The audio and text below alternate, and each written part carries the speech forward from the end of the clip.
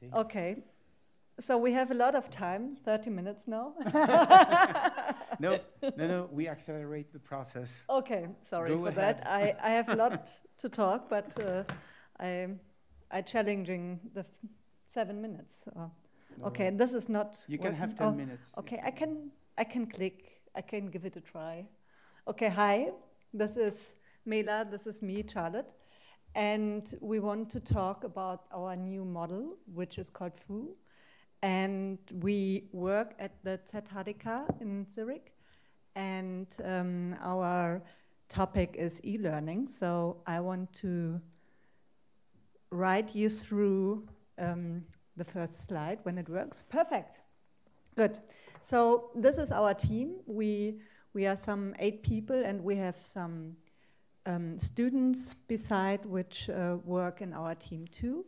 And why I want to show you people on the first slide, because we have a very human-centered design thinking approach, and we love to work with people. So that is our mission, and if we do so, we have 3 main topics where we work in.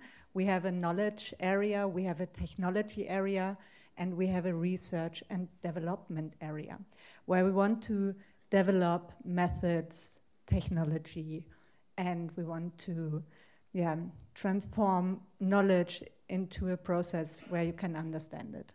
So this is actually our university in the times of Corona, so quite empty.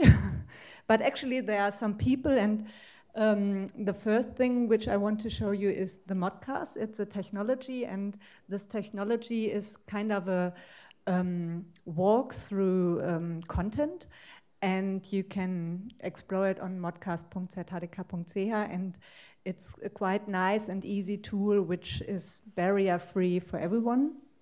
And we have also on the knowledge sector these events which we meet people and exchange, and that is a second area which is very strong in our team, that we want to communicate with the teacher and the people who work on our university. So that shows also teachers is our target group in the e-learning.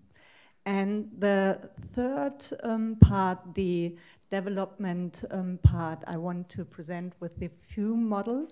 And there we also have, I wrote actually planet-centric design, because we think it a bit bigger, not only human are in the center of our ideas, the planet is also in the center of our idea, and we love to see it from this side to make sustainability, what is Nachhaltigkeit, sustainability?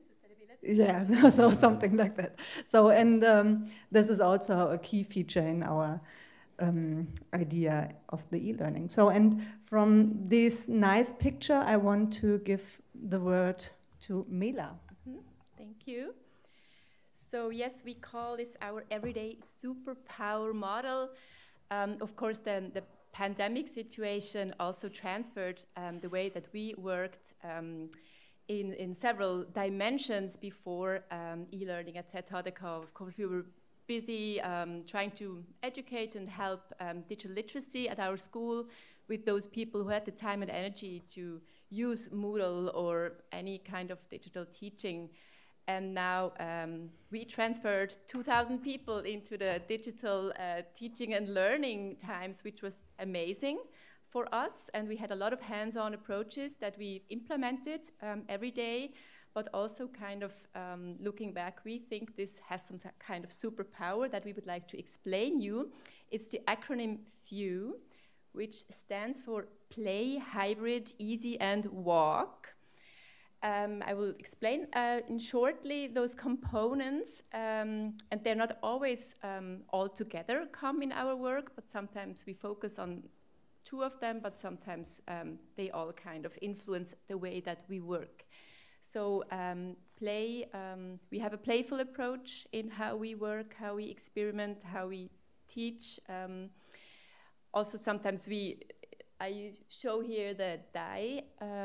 We like randomness. We believe that randomness sometimes disrupt our everyday path. We think about random design or try to kind of see how far that will take us. Sometimes at workshops, we just assign roles to the participants. Someone has to summarize, someone has to have a little talk or something, and people want to participate, but they don't have to. Hybrid. I don't know how much you are into the Netflix show Sweet Tooth. I think it's a great picture for hybridity, getting different cultures together, different dimensions, different media. We believe that we already live in a hybrid environment, even before the pandemic, and now we have, of course, teaching scenarios and learning scenarios between analog and digital, synchronous and asynchronous, and that gives us a lot of freedom and expansion in how we bring these dimensions together. We want to have easy approaches, informal, personal, and accessible, also for people who come with not most elaborate technological knowledge, but that everyone can participate. And lastly, we believe in walk or walkabout. This may be literal, that we believe in take a walk, take a break in between the digital madness, but also walking as a way of distancing, aesthetic distances, reflection of what you do. You see here the flaneur of the 19th century, but also Lucius Burckhardt zoology, which uses the walk to experience and to gather knowledge. I'm going to jump over this. This is one example of having a little ludic interruption of everyday life. I invited a goat into our team meeting. Even Charlotte didn't know about it. Mm-hmm. You can actually hire goats for about €5. And Lola came for us from the UK for about 7 minutes into our Zoom meeting, which was a great interruption. What we would like to shortly share with you is the Digital Walkabout, which is a conference format that we developed for the ELIA conference about expanding the digital arts of the Biennale last year. It was November time when we were all crazy with like Zoom meetings every day, so we wanted people to meet across cultures and across institutes outside. So we used the Zoom app, which you can use to walk around. We had a randomness, a random conversation generator machine that you could access on your phone.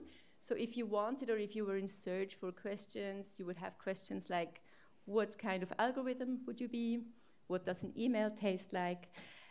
You were matched randomly together with another person. So I took a half-an-hour walk with a Finnish colleague that I've never met before, and it was really refreshing just to see who will come up and what happens, and if you can show your environment. We went to talk outside, but of course you could also stay inside and see where the conversation will go to.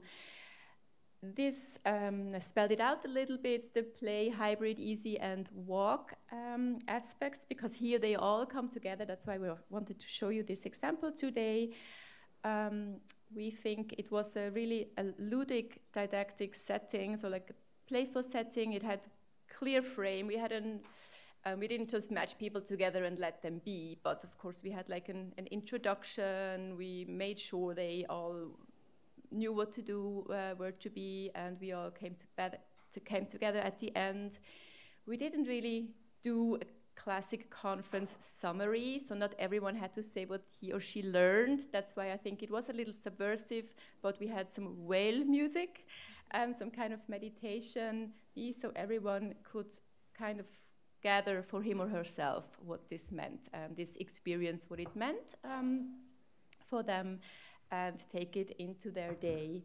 And I would like to share a quote of Shira Chess, a book author of feministic gaming movement, which I just read on Killscreen the other day.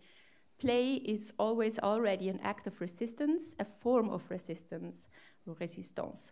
Without resistance, play would be untenable. It would be boring, it's monotonous. An act of play necessitates freedom and rigidity. And I think it's important that play really gives us freedom for creativity and experiences, but it has to be in a good frame, a good communication, a good feedback to, kind of have this power grow. And the last one, and more like a look in the future, or kind of a Fortuna. We have a toolkit which is called Ella, where you find all our tools and projects, but we will change this toolkit to the experimental learning lab. So in the autumn we change it, and then we will have explorative experiments where we don't know where the end will come, so, or what we want to explore, to really make experimental learning labs. So I'm very curious how it will go, and actually this is the end. So if you're interested to play with us, please contact us. Thank you. Thanks a lot. So, anyone has a question to these ladies? No question, no interrogation. So maybe I should add that if you come and do workshops with us, you might be encouraged to show your socks on a Zoom meeting, or not, just kidding, but we always make a point of having some sort of check-in and check-out. It's important to feel the persons personally, or how they are, and then move really to content and learning and sharing, because everyone comes in with a life. Yes, actually, if I can resume it, it's a kind of behavioral game framework, what you propose. Or let's say play framework. Play, yeah, play, sorry. Yeah, we are developing some ludic, didactic settings in a way to, So it's kind of a matrix that you can apply to different types of activity, learning. Yes, we really, we also kind of analyzed our past work in the past year, and at the art school, or School of Art and Design, not everyone is same open for digital literacy, but a lot of people are open for art and performance and experiments. So this is a great setting for us to do experiments with the people and invite them for new learning. And the output is the platform, or you have something that you collect information after that, or you make a summarize or something? So we start with the Ella Experimental Learning Lab 2 months ago. So we started to summarize over there. And also we have all these workshops where you can come and learn with us. So that is hands-on workshops where you can learn.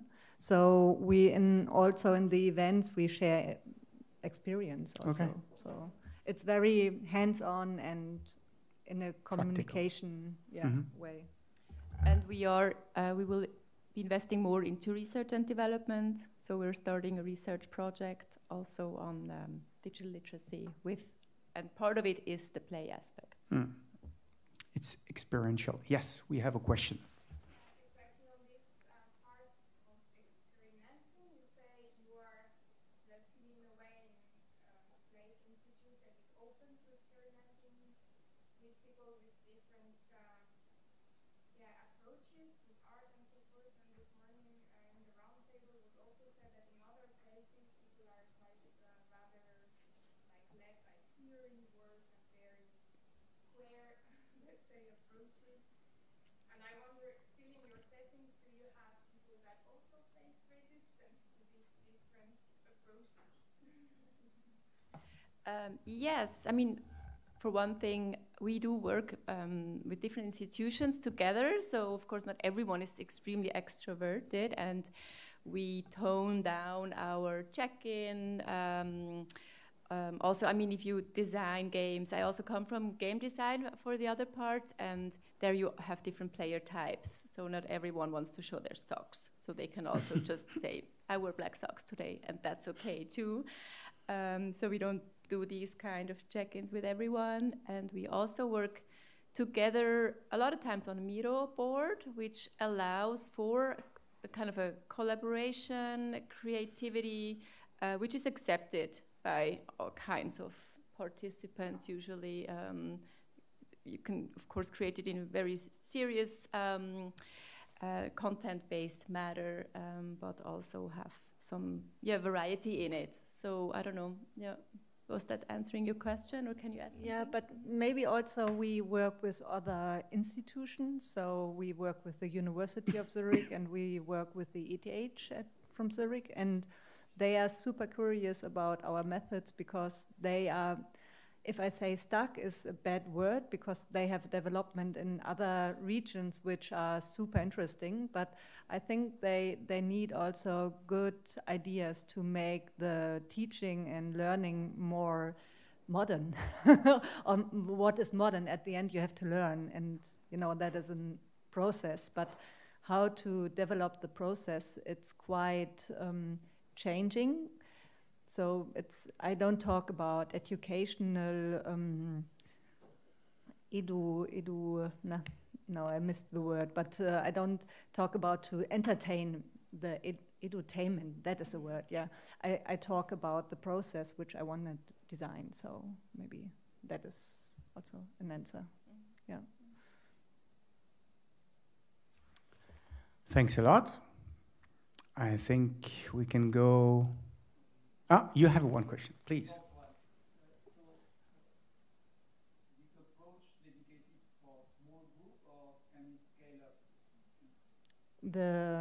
I mean, we had groups with 200 people, so big semester talks, and that worked quite amazing with these techniques to activate also the people. And I think if a person is just reading his paper, and I can also read a book or whatever, or listen to a podcast, I think the interaction, the human interaction is super worth it to explore and to use at the social interaction.